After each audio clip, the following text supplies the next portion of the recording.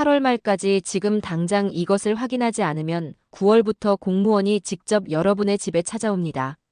그리고 최악의 경우 나도 모르는 사이에 과태료 50만 원 고지서가 날아올 수 있습니다.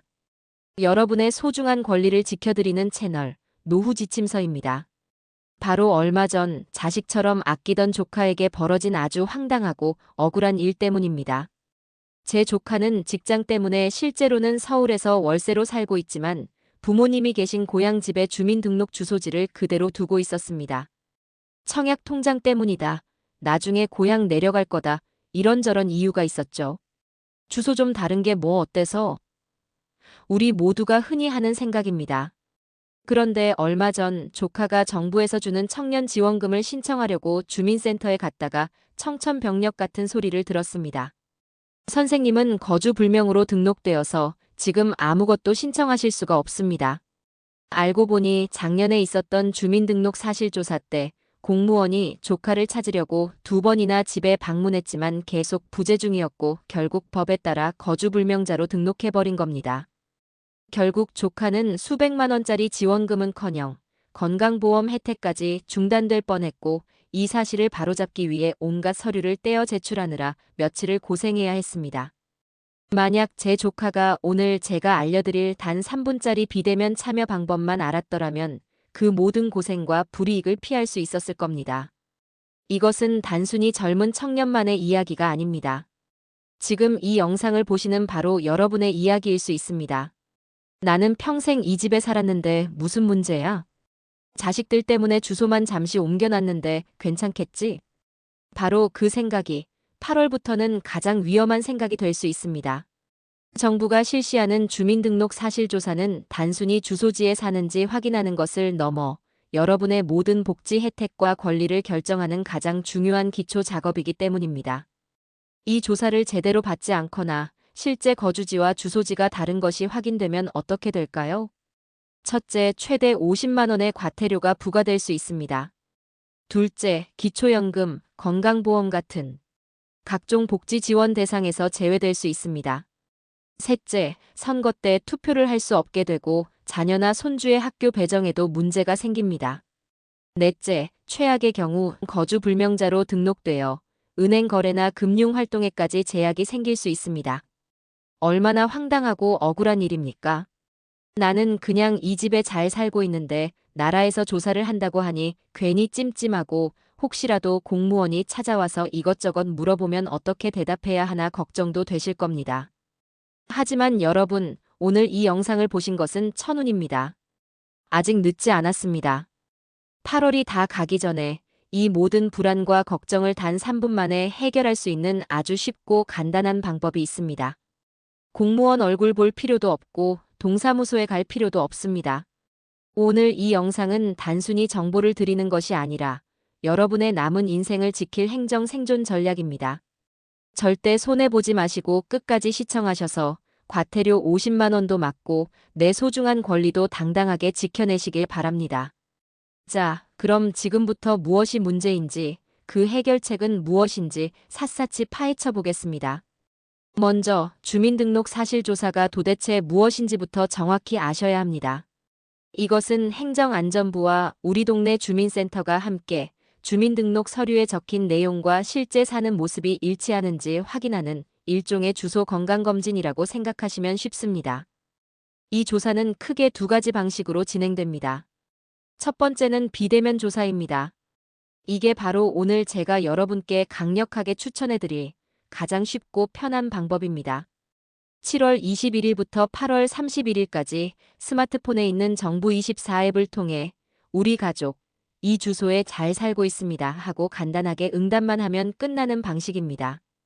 두 번째는 방문조사입니다. 이것은 비대면 조사에 참여하지 않은 분들이나 정부가 특별히 확인이 필요하다고 생각하는 중점조사 대상 가구에 9월 1일부터 10월 23일까지 동네 이장님이나 통장님, 혹은 주민센터 공무원이 직접 집으로 찾아와서 확인하는 방식입니다. 여기서 중점조사 대상이란 복지 혜택을 받는 분들, 사망 의심자, 장기 결석 아동이 있는 가구 등을 말합니다.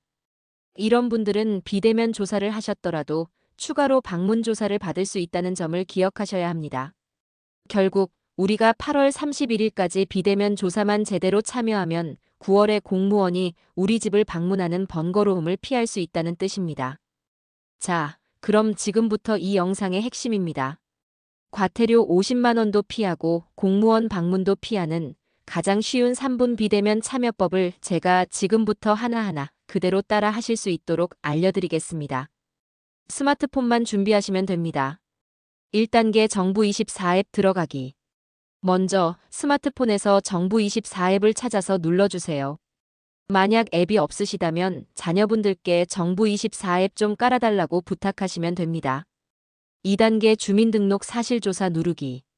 앱에 들어가시면 아마 첫 화면에 아주 크게 2025년 주민등록 사실조사라는 안내문이 보일 겁니다. 그걸 눌러주세요. 3단계 본인 인증하기. 그러면 본인이 맞는지 확인하는 절차가 나옵니다. 평소에 쓰시는 간편 인증 카카오톡, 네이버, PASS 등으로 간단하게 인증하시면 됩니다. 4. 세대 정보 확인하고 참여 완료 누르기. 인증이 끝나면 현재 우리 집에 등록된 가족들의 이름이 뜰 겁니다.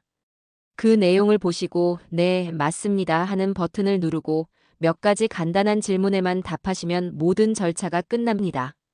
세대원 중 단 한 명만 이렇게 참여하면 우리 가족 전체가 조사를 완료한 것으로 인정됩니다. 여러분, 이 부분은 꼭 기억하셔야 합니다. 정부나 공무원은 절대 먼저 전화나 문자를 보내서 조사를 위해 필요하니 개인정보를 알려달라거나 링크를 눌러서 참여하라고 하지 않습니다. 그런 연락은 100% 사기입니다. 모든 비대면 조사는 오직 내가 직접 정부24 앱에 들어가서 하는 겁니다. 의심스러운 전화나 문자는 그냥 끊어버리세요. 자, 그럼 우리 구독자분들이 가장 궁금해하실 만한 질문 몇 가지에 대해 제가 명쾌하게 답을 드리겠습니다. 질문 하나. 실제로는 다른 곳에 사는데 비대면 조사 때 그냥 우리 집에 산다고 거짓말로 응답하면 안 되나요? 절대 안 됩니다. 비대면 조사는 실제 거주지에서 접속한 기록이 남습니다. 만약 거짓으로 응답한 것이 나중에라도 밝혀지면 허위 신고로 간주되어 더 큰 과태료나 처벌을 받을 수 있습니다. 질문 둘. 일 때문에 잠깐 다른 지역에 와 있는데 여기서 비대면 조사 참여해도 되나요? 네, 괜찮습니다. 일시적인 출장이나 방문 중인 것은 문제가 되지 않습니다. 다만 장기적으로 거주지가 다르다면 반드시 사실대로 응답하셔야 합니다.